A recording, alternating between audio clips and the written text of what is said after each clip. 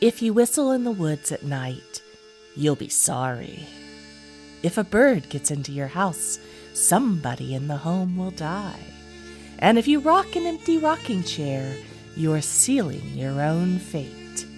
The Appalachian region is full of this doom and gloom lore, but there is probably a good reason for it. It's a region oppressed by poverty, scarred by mining, and haunted by thousands of ghosts. And Bump in the Night Society is there to investigate all of it. Let's hear their stories today on Homespun Haints.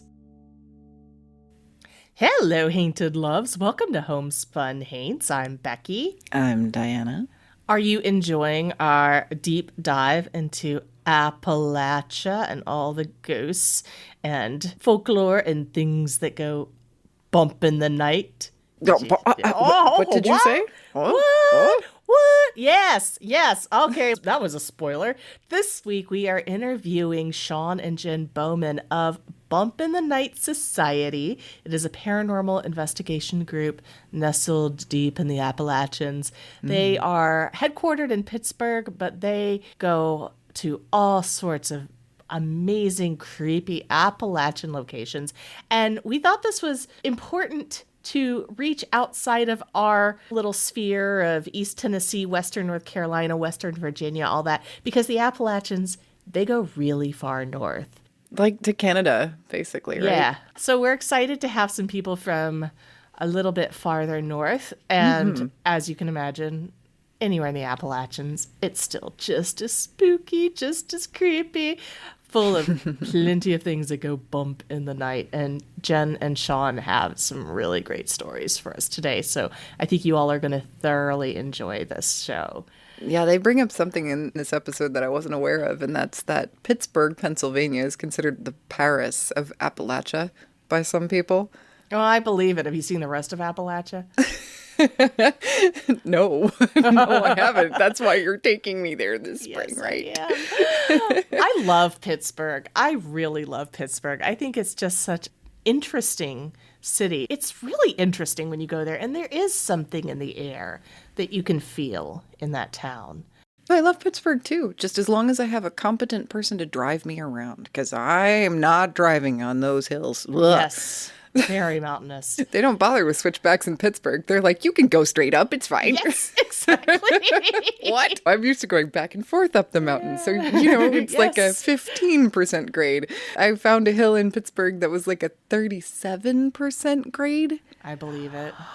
Oh, it felt like I was taking off in a space shuttle. It was very frightening. Were you going down or up? Up in the van, in my camper van. My camper van drives super slow on a straightaway. But up a 37-degree, we were just sitting at the bottom of the hill, just sweating, hoping that nobody would come up behind us while we decided what to do.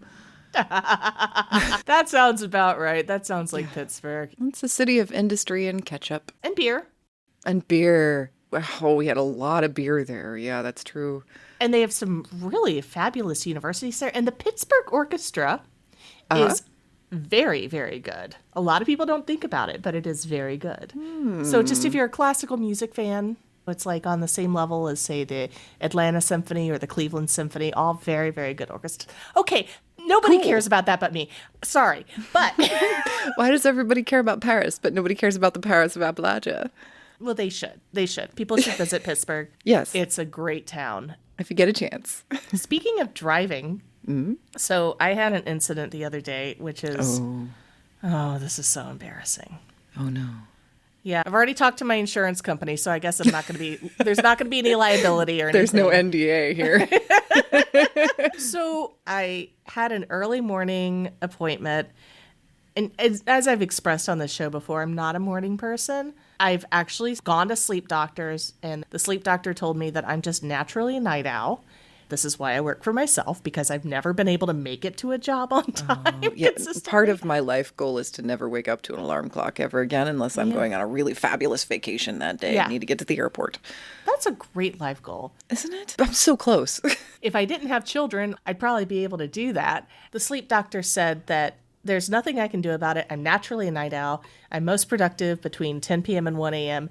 And the only burden I have is I have to get up early to take my son to school. But the doctor instructed me to go back to bed and take a nap. Because he said for me, waking up to take my child to school in the morning is the same as a normal person waking up at 2 a.m. Anyway, long story short, I am a zombie. I'm coming back. I have to run to Target to get some things. And I'm really looking forward to going back to bed. My doctor ordered nap. My medically necessary nap. So I get my things at Target and I'm backing out of the spot in my way too enormous SUV. I love my SUV. I love having something that's really, really big and I can transfer furniture in. It's a land yacht, but it is. You need it. You've got lots of children and dogs and cats and stuff. I have uses. And haunted dolls, and you've got a Ouija board you have to carry around with you. Yeah, it's a very big Ouija board. So anyway, I'm backing out of the spot, and this woman walks by, and she had the biggest ass I have seen in a really long time. And that was in the rearview mirror. So I start staring, because it's beautiful. Like, she's got, like, thin waist and, like, big old booty. And I'm backing up and I'm looking at this woman's butt as she's walking by. And I'm trying to figure out if it's real or not. Why would it be not? You're talking about being at Target. Why would you wear a fake butt to Target? No. If she had surgery to make it Oh, that if big. it was BBL. BBL, yes. Yeah. So I'm like, okay, but it's kind of lumpy looking. And she's wearing sweatpants. So I'm like, maybe she stuffed her pants. You know, I don't know. Like, when you're a kid, you stuff your bra full of tissue paper. It looked like that. We had a game when we were a kid called Mrs. Big Butt, where we would borrow mom's pants and try to stuff as many socks as we possibly could in there, and while still being able to walk around like underpants. I have pictures of myself and my childhood friend playing Mrs. Big Butt that are probably not supposed to be uploaded to the internet because of the graphic nature of wearing only underwear full of socks. I don't understand what's wrong with that at all. Anyway. Me neither. So maybe this woman had just gotten out of that game. Whatever. Yeah, probably. Anyway, I'm backing up and I'm staring at this woman's butt, trying to figure out if it's real, if it's fake, if it's stuffed. And I'm dead tired. And you can probably imagine what happened. You didn't hit her in the butt, did you? No, I slammed into another car. Oh, thank goodness. I was worried about her butt. I think she had enough padding. Hey, okay, I think I do some karma here, okay? I have been hit by a car while walking, pushing a baby carriage. I have been hit by a car while honking at the car. There's so many times I've been hit. Like, my car's gotten hit, I've gotten hit, pushing a baby carriage. Really? Even the Batmobile, when it's taken over by the Joker, shuts down right before hitting the baby carriage. That's normal. Yes. And every single time, I've always been like, that's okay. Go on. We're all right. Baby's okay. Car's okay. A few nicks or dents. It's not worth it. No. This guy, I couldn't even see the damage. But he was, of course, sitting in his car when I hit him. Usually I would have just left a note. I'm a good person. I do leave notes. But, yeah, sure enough, he filed a claim. Well. But I'm not going to tell my insurance company that it was why. the butt of distraction. The butt of distraction. I told my husband that. I'm like, funny story. I was staring. And he's like, that's not funny. Our insurance is going to go up now. And I'm like, but. But maybe it shouldn't be my job to wake up and drive my son to school.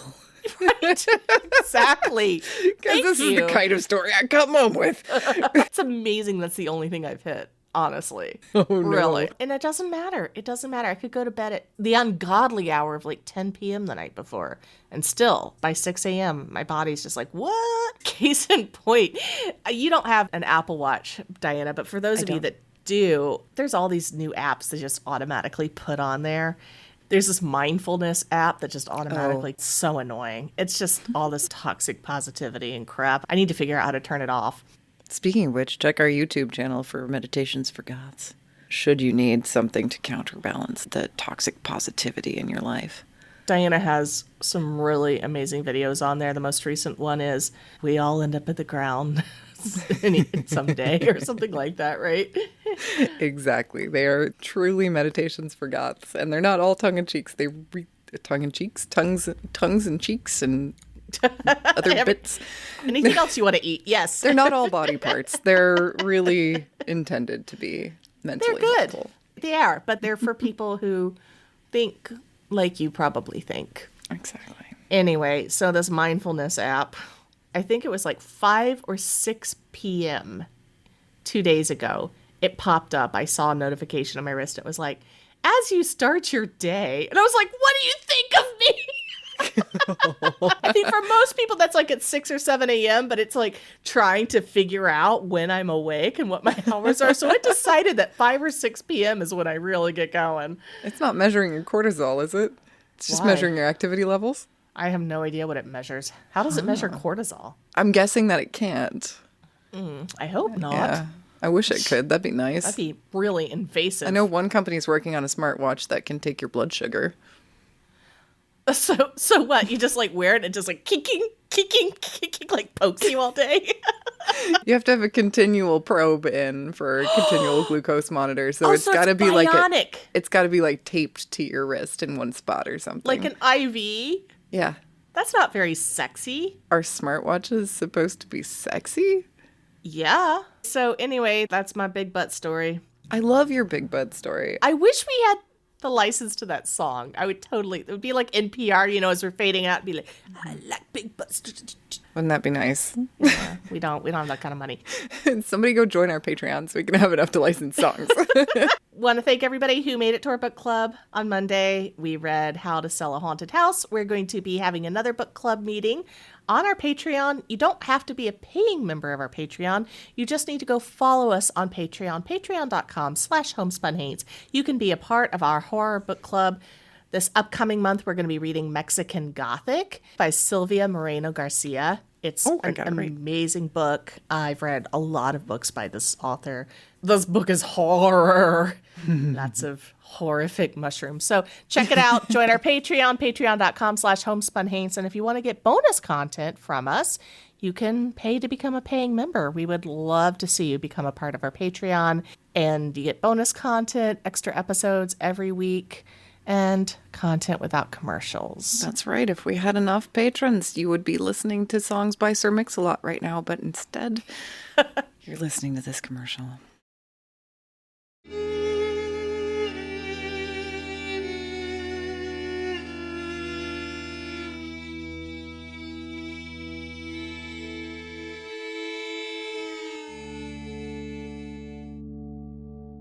Today on the show, we are thrilled to bring in Sean and Jen Bowman of Bump in the Night Society. They are all over social media and YouTube. You may have heard of them. They're coming out of Pittsburgh, Pennsylvania, and they do investigations and history and research on the paranormal, all with a comedic flair. In fact, I think the first thing I ever saw of yours on TikTok was a series of fart jokes. Sounds about right. Yeah. That's how she got me. Hey, our first viral video was like Becky burping the alphabet. So don't Yeah, I got through to G. We're right on that same wavelength. Yeah, I knew I had to meet you guys in person. I love everything that I've seen you guys put out. You focus a lot on Appalachian lore. You're in Pittsburgh. Is that still considered part of the Appalachians? So we are the Paris of Appalachia, which is funny because Pittsburgh's not very Paris-like, but We're fancy. it's actually the largest city in the Appalachian region. The Appalachian region, it goes up past us and north. A lot of people, they don't realize, I don't think, but besides Pittsburgh, if you were from here, you would know. It's super Appalachian, super country. We're so close to West Virginia. We can get to West Virginia in like 40 minutes. Yeah. I think the only state that's completely in Appalachia is West Virginia. So, Well, like West Virginia State Penitentiary, I'm sure you guys have heard of that. That's pretty close to us, like within 45 minutes. yeah. Oh, cool. One thing I know that you do post a lot about, you do showcase a lot of Appalachian legends and lore on your social.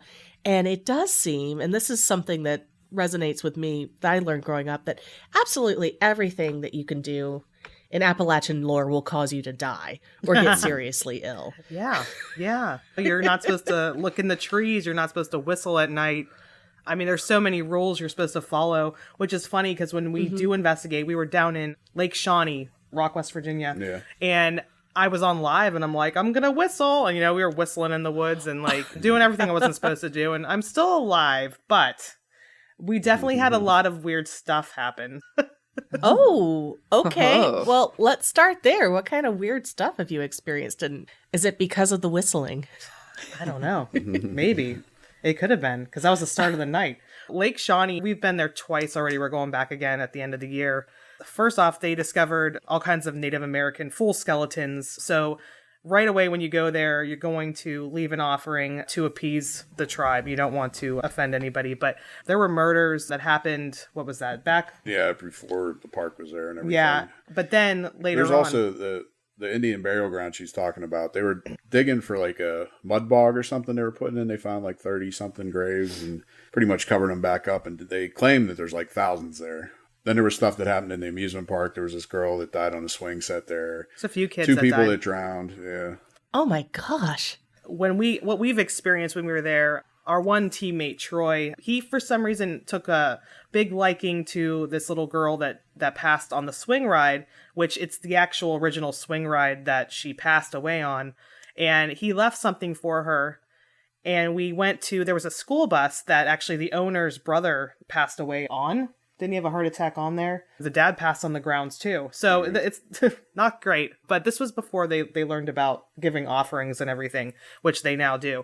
But we were on the bus doing a spirits box session. And live too. Yeah, and clear as day, and we have it posted, you hear a little girl's voice and she says, "Come play." Mm-hmm. And it was just so touching because it's like she just wanted to have it was very definitive too, because some of these like, oh, did that say come play? No, you 100% knew it said come play. We hear those are called like Class A AVPs. Yeah. Yes, I had one in the Smokies over the summer. I was at the hidden Elkmont Cemetery in Elkmont. My friend and I were doing that, and I'm talking. It's raining, and I was like asking questions, and you clear as day hear something say leave. And I'm like, really? It was like, leave. I'm like, all right. There was a couple other things that happened to Lake Shawnee. Oh, yeah. You want to talk about the sound like the hellhounds were coming out of them? Yeah, that was in the woods or whatever. Ooh. Okay. Start at the beginning with that. Yeah, we went up to give the offering at like 2 or 3 in the morning, something like that. Well, one of the ladies, and we love her, but we were playing like traditional Shawnee tribe music, and she was doing her, I don't know, some kind of calls. I don't know what was happening.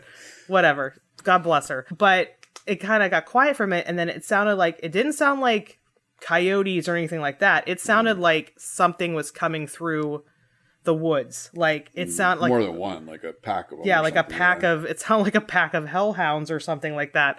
So right when that was happening, I saw a shadow figure. Somebody else. Me and Luke went to go. I took a K2 meter and we went over there, and there was no electricity in the area whatsoever, and we were getting spikes throughout. Pretty much following the spikes. Went over to like where the wood line was, then came back to this one tree, and it was lighting up red completely where this one tree was, where there should be no electric at.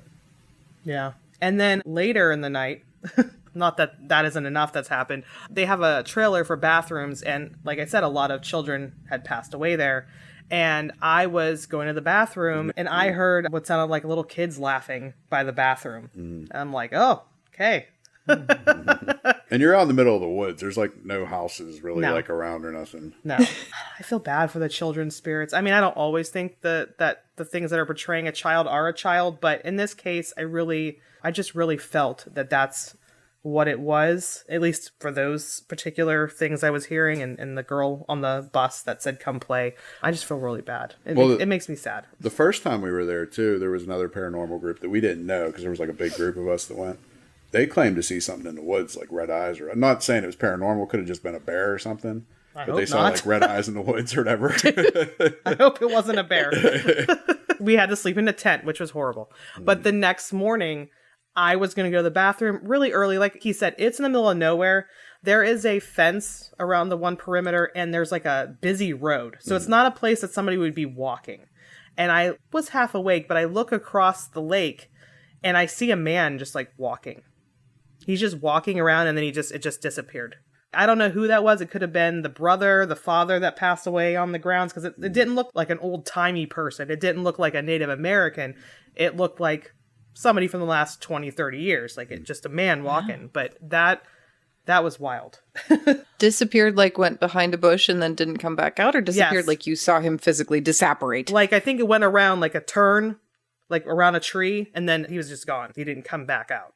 Okay, so did all of this happen before or after you were whistling in the woods? Since you said you opened with After. that. Okay. After. Bum, bum, bum. I grew up hearing don't whistle in the woods because there's spirits in the woods, there's fae folk, things like that will come and steal your soul or make you one of them. Do you feel like there is a connection? Do you think you were kind of egging them on, whatever was there, like, hey, we're here? Oh, definitely. Or do you think it was just coincidence? A lot of things I do sometimes is unintentionally eggs them on. There's something that has been showing up in my videos that I've been doing, and I have a wooden recorder that I got from Greene County Poor Farm, and that thing pisses them off. I'll just be like playing hot cross buns, and oh my gosh, somebody will be doing the Estes, and whatever will be coming through telling me, stop it, stop it. Well, we were at the Octagon House in Ohio, and I wasn't going to play the recorder. We had two guys doing double Estes upstairs. This spirit was mad at me, and it brought up my brother had been in the hospital, brought up my brother, brought up my daughters. And they wouldn't have known about that, the people doing the Estes. Like, her brother had a heart attack, and me and her knew, but they wouldn't have known. Yeah. And said it was going to come down and punch me in the face. And at first I got kind of confrontational, and I'm like, well, then manifest and come down the steps and punch me in the fucking face. Right? That would be worth it. Yeah. That would be totally worth it. It didn't, but so he's like, why don't you get your recorder? So I went and got my recorder, and I started playing it, like screeching it and everything. And it was saying like, stop. It said like, I think it called me like names or whatever. And I was like, oh no. I'm like, I'm moving in. Every day I'm playing the recorder for you. We're going to be best friends. Like, and so if something's being mean, because they sometimes are, like I was at Wildwood and my teammate Troy was doing Estes and it was calling me a bitch. And I'm like, oh, I got something for you then. I started playing the recorder and it's like, no, stop, no. I'm like, I don't know what the sound, the frequency, I don't know, but they do not like it. The living don't care for it either. No, So- no. It's obnoxious on all planes of existence. It's pretty bad. So what got you all into paranormal investigation in the first place? For me, I grew up in a very religious Pentecostal household. My mother was sort of an exorcist of sorts, but like in the Christian Pentecostal religion. We had a lot of people come to my house growing up that were oppressed by spirits or whatever, and people would be speaking in tongues, and all this would be going on in my house. And sometimes things would linger. My brother, myself, and my father had something come after us at different points of time in our house. I think it's because they were trying to get at my mom, and they couldn't. So I've always been drawn to that stuff. I've gone in, like, I have blessed houses, but unlike my parents, I don't think, they think everything is a demon or it's a familiar spirit, whereas I don't believe that way. But I think that's kind of what just opened up my eyes that there was something else out there, especially when I had something come after me in my own bedroom. I don't know, it's kind of more intrigued me than scared me. Do you mind sharing what that was? So I sound crazy whenever I tell this, but Not on this show. I was on the phone. I was 15. I was on the phone. I had my own phone line. I was talking to my boyfriend at the time. And we're talking, and I look up in the corner of my room. It looked like a lamb or something with like crazy eyes. I don't know, but it was coming at me. Ooh. I threw my blanket over my head. Right then, the phone line cut out. Like it just went dead. And I screamed. And well, then my mom came in and she handled business. And I went and sat in the living room. And I didn't go to bed the rest of the night. But she went in and she did her thing with her anointing oil and all that stuff. And I never had a problem again. My brother had something chase after him. He was younger. He explained it as something being like yellow or something come after him. My father, who was an adult man, had a hairy arm grab him around the throat. Maybe your mom forgot to shave. Maybe. Yeah, this is all stuff that we experienced. And I definitely think whatever people came with in our house, whatever darkness they had, and my mom getting rid of it, like these darker spirits were not thrilled with my mom. And I definitely think that's why these things kind of attacked her family. That's what I believe, at least. And it sounds like she's passed on her gifts to you, I guess, if you go and will bless houses and things like that. She taught you well, huh? Yeah. She still will, like, she'll message me. I'll be on an investigation and she'll message me like 3 a.m. and be like, I was praying for you and I'm just worried about you. And she gave me like a whole binder full of like things, how to bless houses, how to do the deliverances, which pretty much what they call like exorcism in the Christian church is deliverance, and just all kinds of stuff. But I've been around that, and definitely I like to, if somebody has something in their house that's harming them or destroying their peace and stuff, I definitely want to be able to help them. That's amazing. But I don't think that everything's a demon. I just like to tell everybody that. I do think there's positive, good spirits out there as well. And Sean, how about you? How did you get into this? Was it just knowing Jen? Yeah. No, I grew up in a haunted house pretty much. I mean, when I was probably about 4 years old, I think the first time I saw something. And being a little kid, you might think like, oh, it's nothing major. But my brother saw it too. My brother was 6 years older than me. So he was 10. So he was a little bit more credible. But we were in the dining room playing with mini bricks. And we saw a guy in a trench coat walk by. Like, the way the house was set up is there was like a hallway, kitchen. There was like this little corridor between the kitchen and the dining room that went down in the basement. We saw a guy standing in a trench coat right in front of that doorway. Ooh, basement door ghost. Yeah. We went and told my dad. My dad looked downstairs on the floor throughout the house, didn't see anything.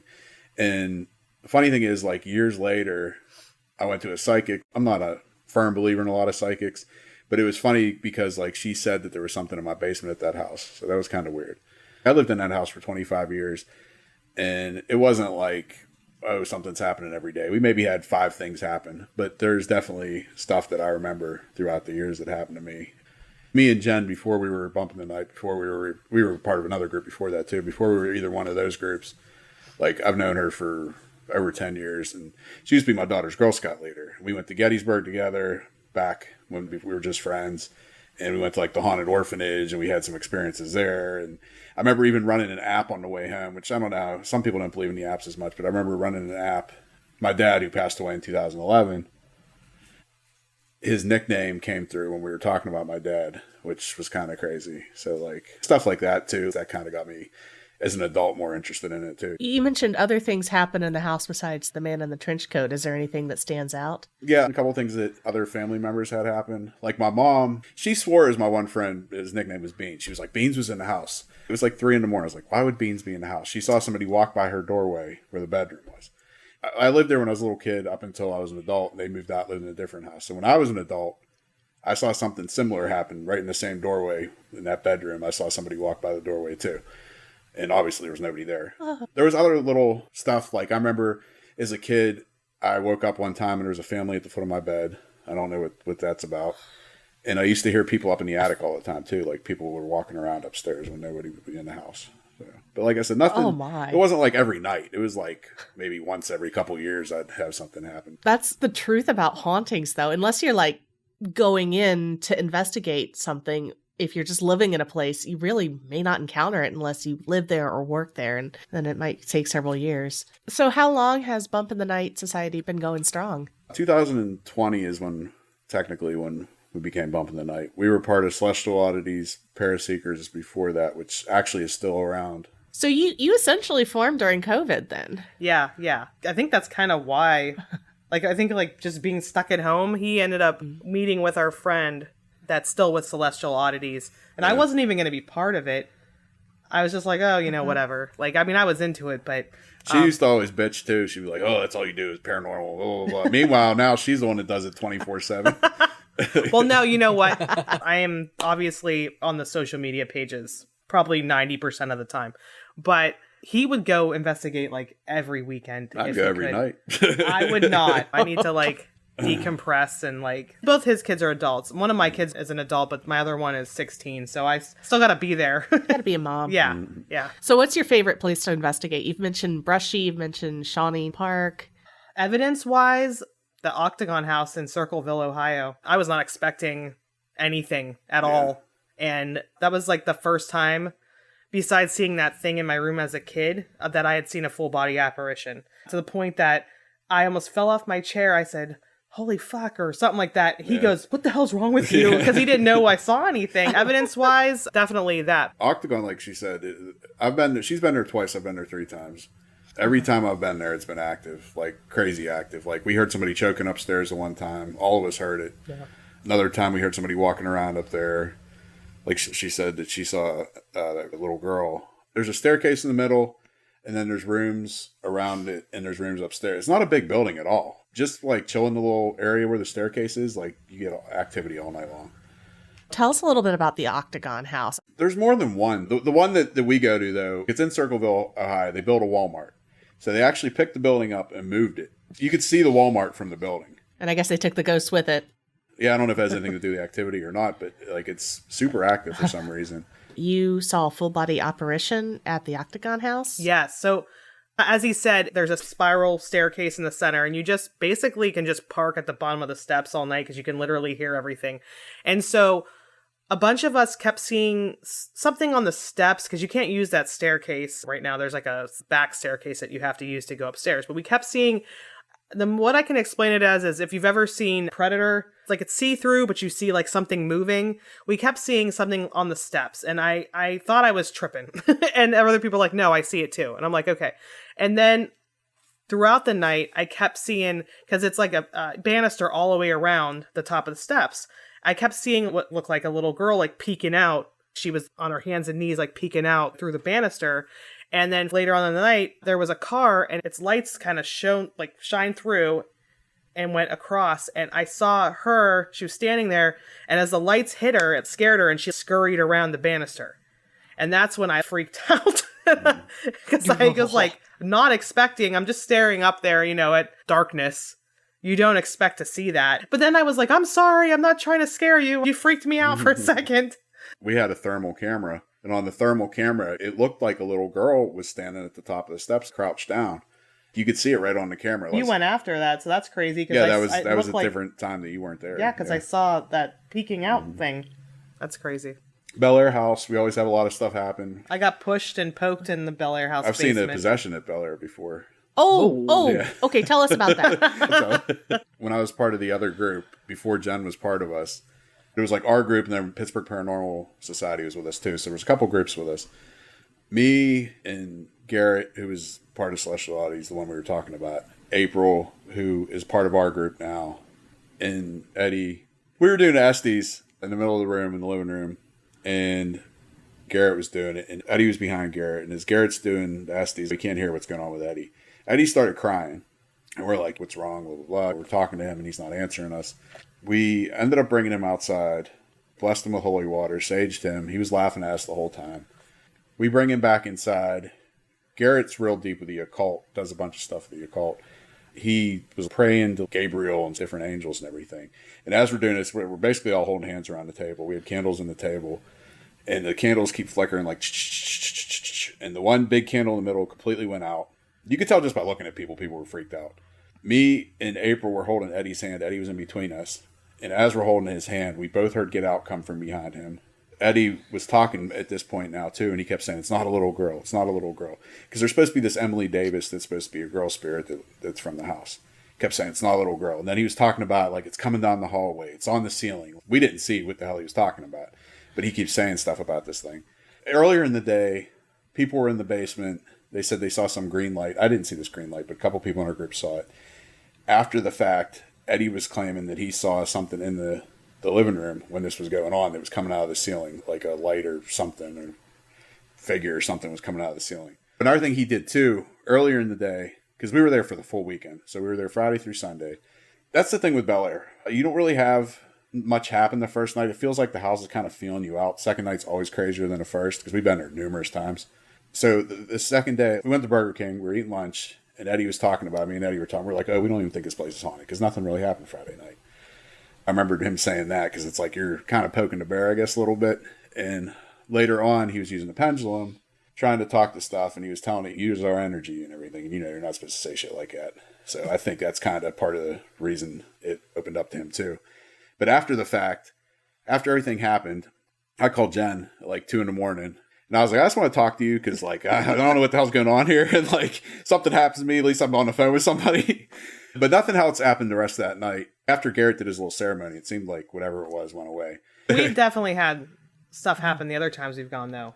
Yeah, April was oppressed before. She was real out of character, slept the whole weekend, wouldn't participate. I got poked in the basement. I got, like, pushed. I even did an Estes with our friend Bree. And I don't even remember this, but I kept saying things to her like, Bree was freaked out about Oh, yeah, Bree was freaked out. But I was saying stuff like, join us, the deal is done. And then I said her name, and it was like a guttural, like, Bree or something like that. It's on video, and I don't remember doing that. But this was during the Estes session.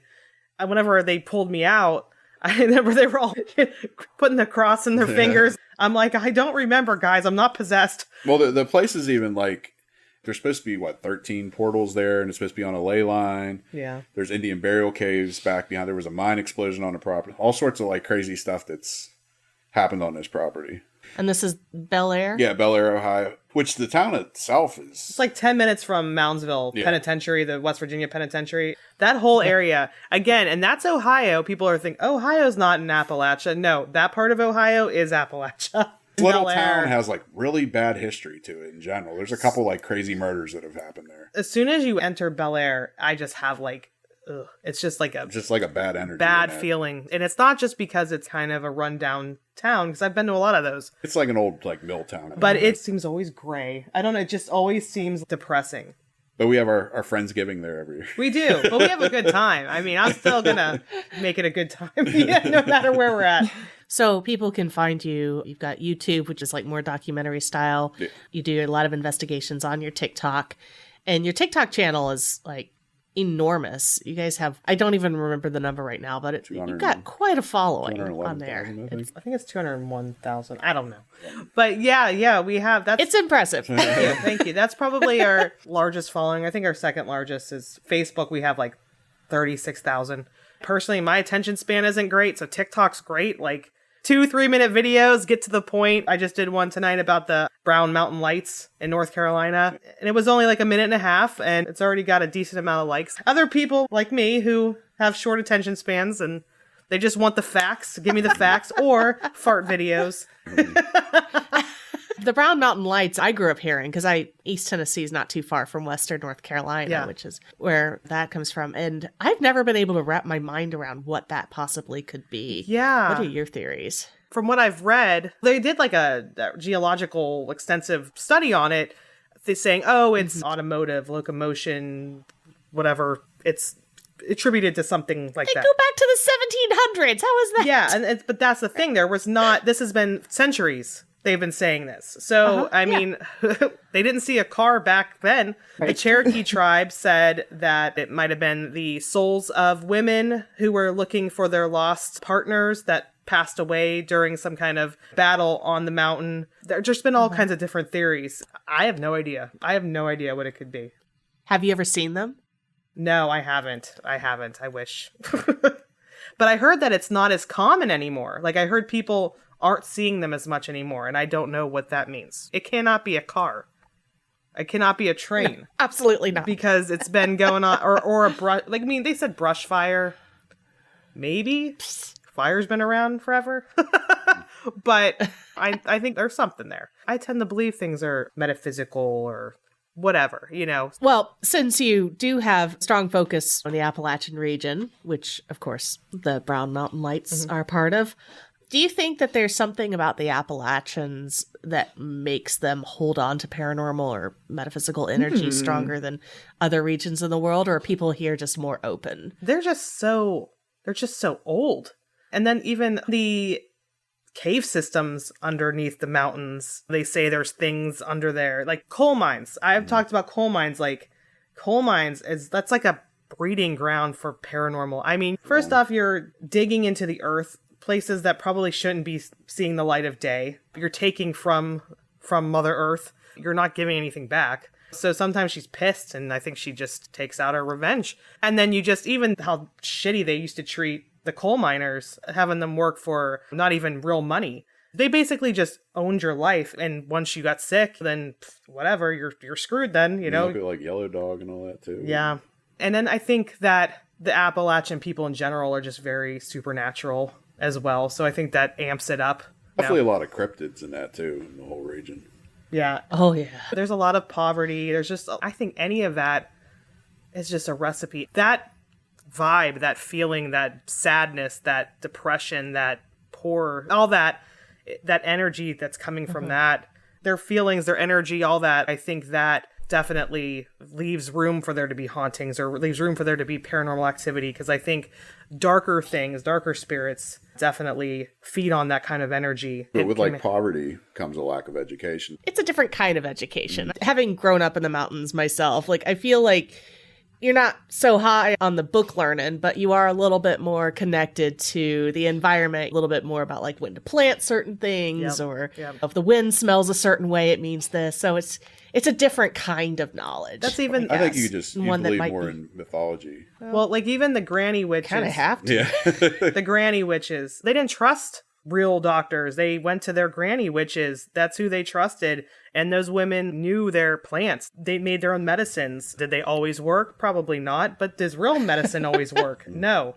So, yeah, that's definitely, I mean, they just kind of had their own way of living, and religiously they had their faith. A lot of them are very religious, just spiritual in general, like in all spiritual, from religion to ghosts and whatever else. I believe in a lot of that stuff. So I definitely think there's a reason why they believe in all that stuff, because there was stuff going on. Sean, you sound like more of the skeptic. 100%. 100%. Even with everything you've seen and experienced. 9 times out of 10, I think you can find an explanation on stuff. You second guess, he'll see something for himself and he'll still second guess it. And he'll still never believe it like 100%. And that's just his personality in general. But the thing is, though, too, a lot of people in our group think everything's paranormal. Everything's something. No, I don't. I'm not saying you do, but a lot of people in our group are, and you know that. I don't know. I'm the complete. So you balance it out. Yeah, I guess. Yeah, but that's good. It's good to have a healthy balance. You're gonna bring all these different viewpoints to it, and I definitely know I've heard EVPs where someone's like, "Oh, they're saying get out," and it's like, no, that sounds like somebody falling down the stairs. Yeah. And then next room over. It's been hot and heavy with the Appalachian guys, so I got to get in there and get some weird questions in. So, Jen, when you observed your mother performing the deliverances, were the oppressed or possessed people who were coming to her afflicted with similar afflictions to Sean's description of the possession that he witnessed? So I would usually be out in the hallway. I didn't see too much because if she caught me, she'd probably yell at me to go back into my room. But I did hear, it was a lot of them standing in a circle and my mom and these other women speaking in tongues with their hands on this person. And this person's kind of moving around and stuff. And my mother said she would witness dark shadows leaving the person. But for me, I wasn't allowed in the room. But I did hear, like, it sounded crazy to me.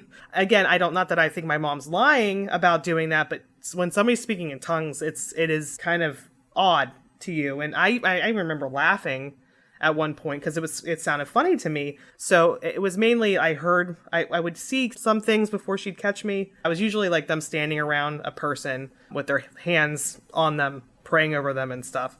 In this, whatever this language was. And that person would be there willfully. They wanted this to happen.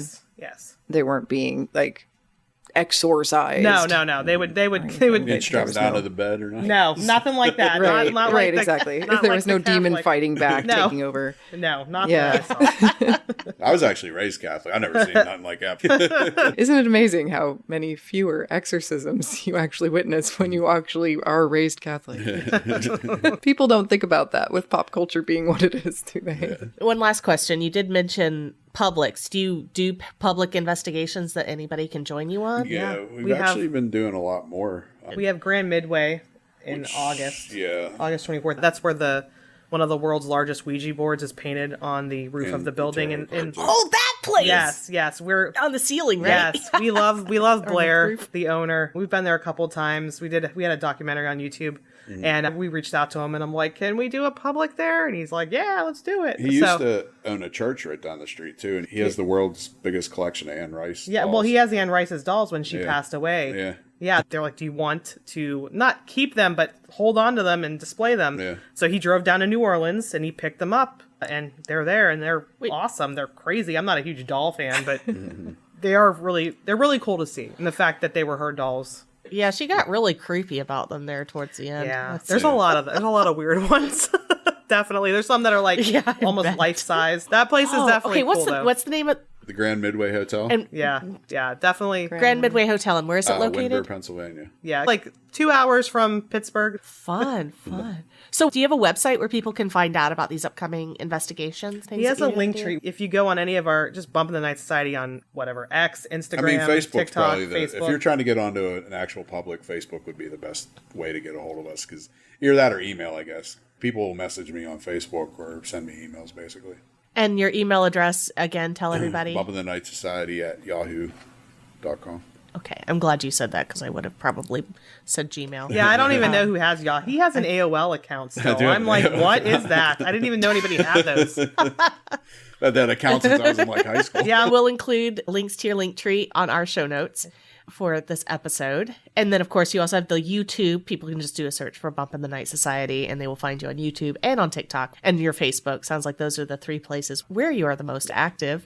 Well, really appreciate you all coming on here. Sean and Jen Bowman of Bump in the Night Society, which, as you guys who are listening could probably tell, it's not just these two. There's more people a part of your team.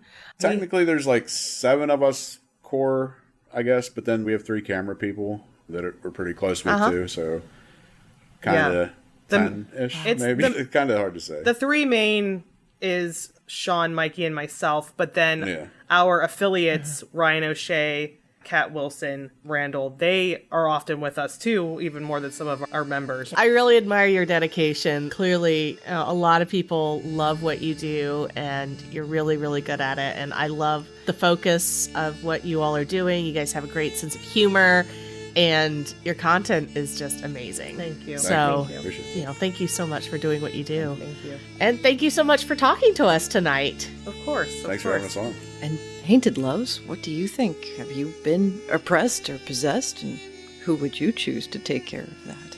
I think that'll definitely give you a spooky day.